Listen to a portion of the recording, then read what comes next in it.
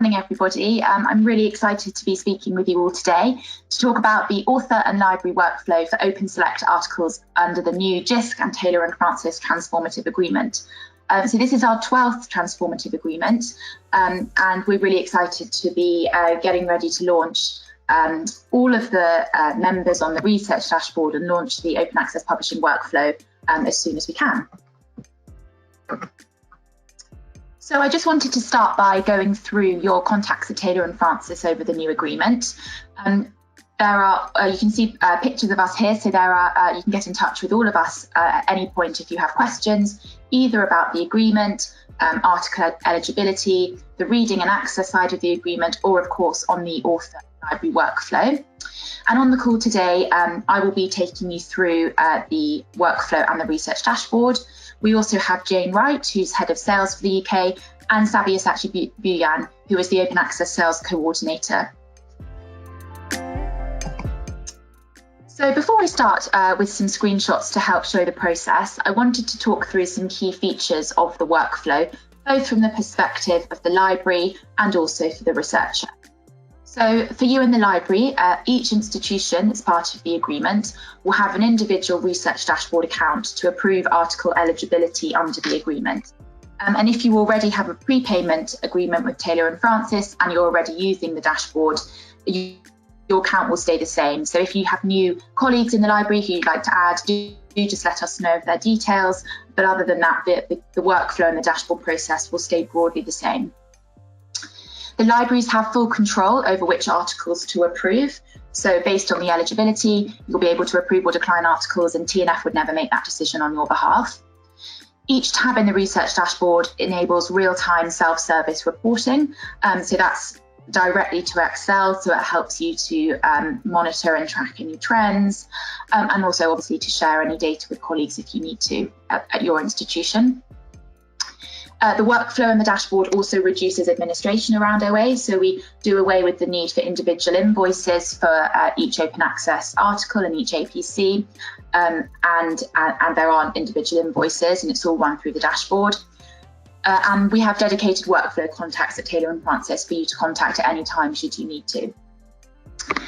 From the researcher perspective, we operate an affiliation-based workflow. And we've developed in-house a matching engine to identify eligibility, both for identifying articles and authors to go to the correct research dashboard account, but also to ensure the correct authors are told about the agreement in place so can take advantage of it. There's clear messaging at each stage of the process to alert the researcher to the agreement in place, and that's by email, but also through the actual author workflow when they're completing different stages, for example, on that author publishing agreement. There is email communication to confirm funding approval, so the author is aware that they've been approved for funding, but also so that us as the publisher and you in the library are all kept in the loop of any decisions taken. And we offer a choice of Creative Commons licenses under our Open Select portfolio. So before I go on to the screenshots, I just wanted to show a high-level overview of the workflow for an Open Select article at Taylor and Francis. So it starts at point 1 there, upon submission, when the author would submit the article, and it would go through peer review just as any article would.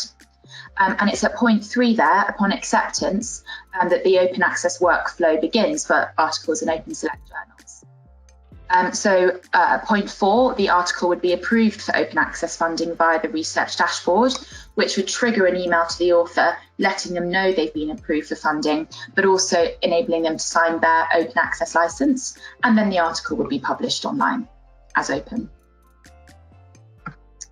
So the default workflow is that the library would approve the article for open access funding before the author has signed the author publishing agreement, and that would mean that the author is directed immediately to the open access license and is able to choose the license they wish to sign. So this is the email that the author would receive upon acceptance, letting them know about the agreement that's in place, and also letting them know what happens next and what they need to do.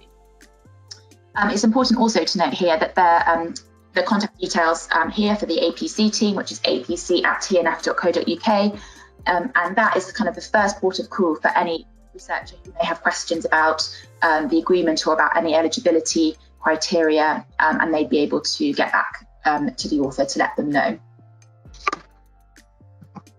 So around the same time as that, the author would receive that email about the agreement, the article metadata would populate your research dashboard account. And this is a dummy account. This isn't really Durham University's account. So this is all just our testing site, our demo site. So the article would populate the accepted articles tab in your research dashboard with all of the accompanying metadata there that you can see on the slide. And then if it was eligible to be approved, you would click approve, and it would show there in green that it's been approved, which would trigger this email to the author, letting them know that they've been approved for open access funding by the institution, and letting them know again what they need to do next, which would be to look out for their author publishing agreement, and lets them know that this will come via email within about 24 to 48 hours. So this email then is the author publishing agreement that they receive within about 2 days. And they have little bits of data that they need to fill. Some of it's pre-filled. It's things like funding information and copyright questions. And then they are able to choose their open access license. So in our Open Select portfolio, it's CC BY NC ND or CC BY as the two options. And if the researcher hovers over the question mark there, then they see more information about those licenses, so they're able to make the informed choice that they wish. Once they've completed that, then they can digitally sign the agreement and download and upload it for their records as necessary. So that is the end of the default workflow. So that is the workflow that the majority of the articles will go down, where the library has taken action before the author has received that author publishing agreement. Now, there is a possibility that if there is a delay for any reason in the library approving an article for open access funding, there is the second workflow that we've put in place, just really to make sure that we don't hold up the process and that we make sure that the author can progress through the process if they want to, so they're not being held up by if there's a delay in the library for any reason. So this is only if the author signs the publishing agreement before the library has approved in the dashboard. So the author would receive this same email again, just as before, letting them know about the agreement in place. And then 24 to 48 hours later, they would receive their author publishing agreement, and they would have to fill in the same information as before, as in the first workflow that I just showed you. And then because the author hasn't yet been approved for funding, they're given the option as to whether they would like to publish open access. So in the yellow box at the top, you can see it says, we have open access agreements with consortia and institutions globally. Please click here to see if your institution has an OA agreement with Taylor and Francis. And the click here would take them through to our author services page, where there'll be a page about the JISC agreement with all the information, for example, the institutions that are part of the agreement, the eligible articles, etc. Then they are able to select yes if they want to make their article open access. And then they're taken through to this screen here that shows them the standard APC for their journal once they've input their country. Now, this is just the standard APC, as it says here, without any discount applied. You may be entitled to a discount based on your affiliation. In order to find out if you're eligible, please proceed to request the quote or find out more information on the discounts available or open access agreements. And again, that open access agreements link would take them through to the author services page. Much of this information is already pre-filled, but the critical piece here is the organisation drop-down at the bottom.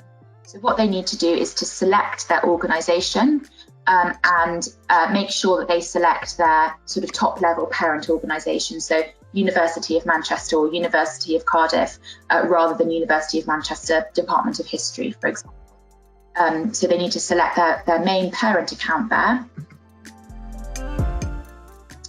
And then what the system does is, because they've selected their institution, the system has recognised that the institution is part of an agreement and lets them know that they may be eligible for APC funding, as it says there. There is the option for them to not request funding from their organisation. If they wish to fund it through other means, they can do that.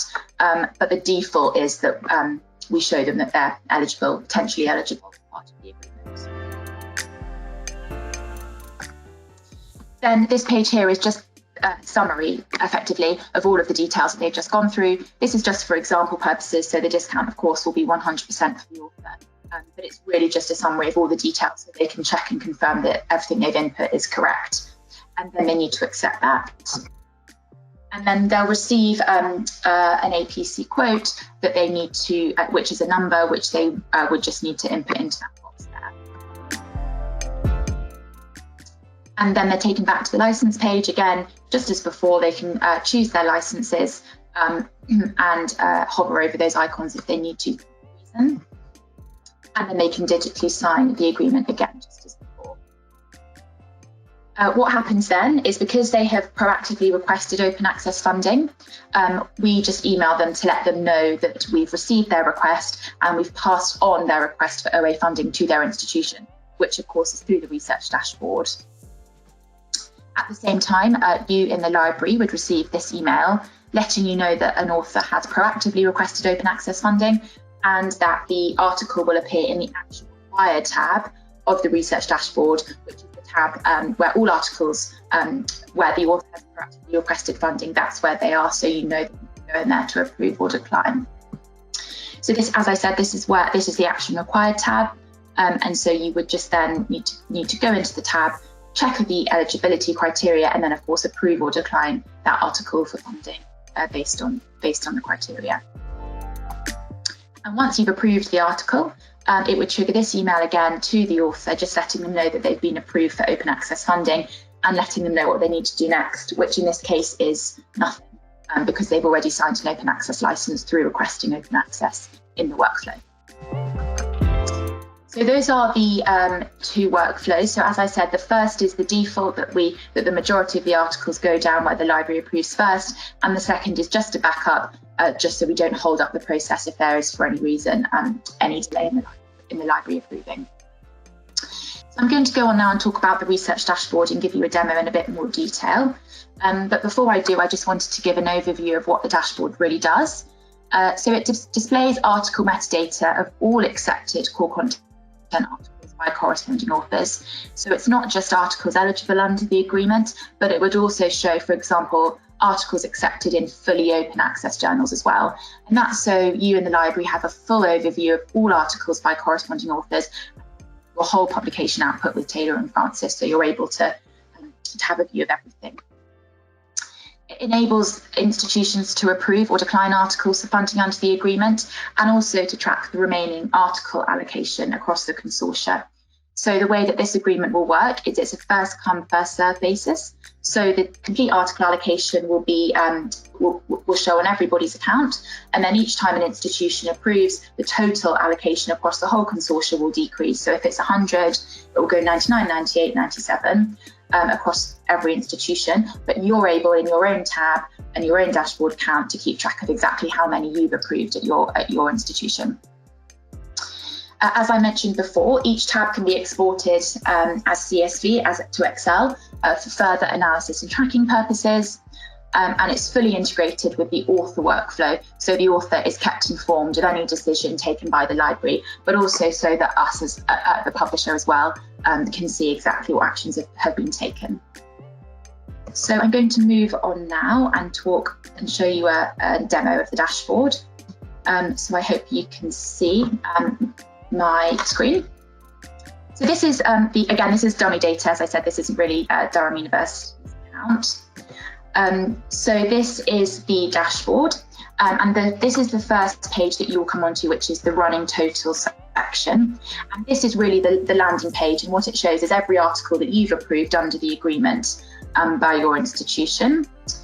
And so what you'll see here, this is an example, is a little summary of all of the metadata of that particular article. So the transaction date, the name of the article title, the fact that it's a drawdown, which means that it's an article that you've approved, the currency, the list price, and the drawdown. And then this here is the running total across the consortia. So this would show 93, 92, 91, etc.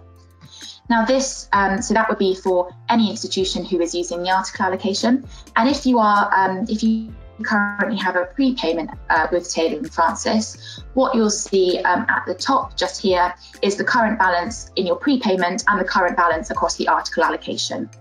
So you would be able to kind of keep track of both and obviously approve articles that are eligible under the JISC and Taylor and Francis article allocation from the article allocation fund and pot, and anything else that isn't eligible that you may still wish to approve. For example, articles in fully open access journals, you would see your running balance there, so you're able to monitor both. You can download a CSV, as I said, by just clicking this button here, and you're also able to filter by fund type if you have more than one fund, so by prepayment or by article allocation. So the second tab that I'm going to show you is the Accepted Articles tab. And what the Accepted Articles tab shows is all research accepted for publication in TNF journals by corresponding authors at your institution. So, sorry, this is just our demo site, so it's sometimes a little bit slow. But what, as I said, it shows is a complete record of all publishing output across. And an example here, you're able to expand by just on the specific article by just clicking this little plus or minus button here. But if you wanted to expand everything, you can just click expand all at the top. So this is the metadata that accompanies each accepted article. So the article title, the author, the journal title, the article type, and on article type, only core content feeds into the research dashboard, so only eligible content will feed into the dashboard in terms of article type. OA profile, so that's whether the journal is open access or open select, and open select is our hybrid portfolio, and all of the open select portfolio is eligible under the agreement. And the price of the article, which will be $0 for any eligible article under the agreement, so look out for it to be $0. We also show author email, the DOI of the article, the organisation name, the research funder where that's provided by the author, the submission and the accepted date, and also the ORCID ID where that's been provided by the author as well. And if you have a look at this metadata and you say, okay, this article is eligible under the agreement, all you need to do is to click approve, and then select the fund by which you want to approve that. So if you have a prepayment account with us, there will be two options there, but you would just select article allocation if it's an open select title that's eligible under the agreement. And if you don't have a prepayment account, it will just be the article allocation to approve from. And then you can just click confirm. In the notes section here, if there's anything you want to let us know about the article, or any notes for yourself as well, that just to remind you, if you go back and have a look at the data later on, you can just leave a note there and then click on confirm when you're ready to approve. You can also filter all of this data in different ways. So if you had a specific author who was querying if their article had been approved, or you had a DOI or any of the other specific data that you wanted to look at, you can just copy and paste it here into this box and click search. And you're also able to filter in a few different ways, by article type, by OA profile, so whether you want to look at just open select or just fully gold open access journals, and also by funder there as well. And of course, you can download any accepted articles as CSV. So the next tab here is the Submitted Articles tab. You won't really be using this tab. This is just kind of for reference for now. So you'll be using all the other tabs and not really looking at this one. But what the Submitted Articles tab does is it shows all articles in full gold open access journals that have been submitted for publication. So what it enables you to do effectively is have a look at the submitted articles and how that then would translate into articles that have been accepted. So as I said, this is kind of a work in progress at the moment. It's just showing articles in full gold open access journals, so you don't need to take action in this tab. It's more just for your reference, and you can filter and download by the same measures as before. The action required tab here is where all articles go where the author in workflow 2 has specifically requested open access funding. So you're there identifiable here by the little blue banner that says action required, and then you can, as before, take a decision and filter in the same ways as before. Now, once articles have been approved from either the Action Required tab or the Accepted Articles tab, they would move into the Approved Articles tab.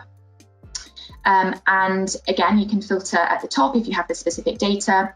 And so the articles, as soon as they're approved, will be moved into this tab. And the same metadata, you're able to expand and have a look at it. But also you're able, if you look back and you think, oh, I shouldn't have made that open access, if that was an error, you can just cancel the approval there, and that's fine. And the author will still be informed that actually their approval has been subsequently declined.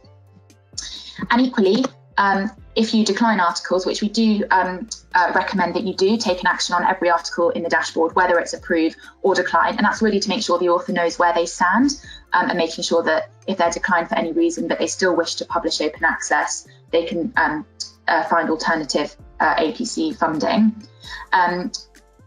So this is the declined articles tab, and equally, just like in the approved articles tab, but the other way around, you're able to subsequently approve that article if you subsequently wish to, or think that it might be eligible later on.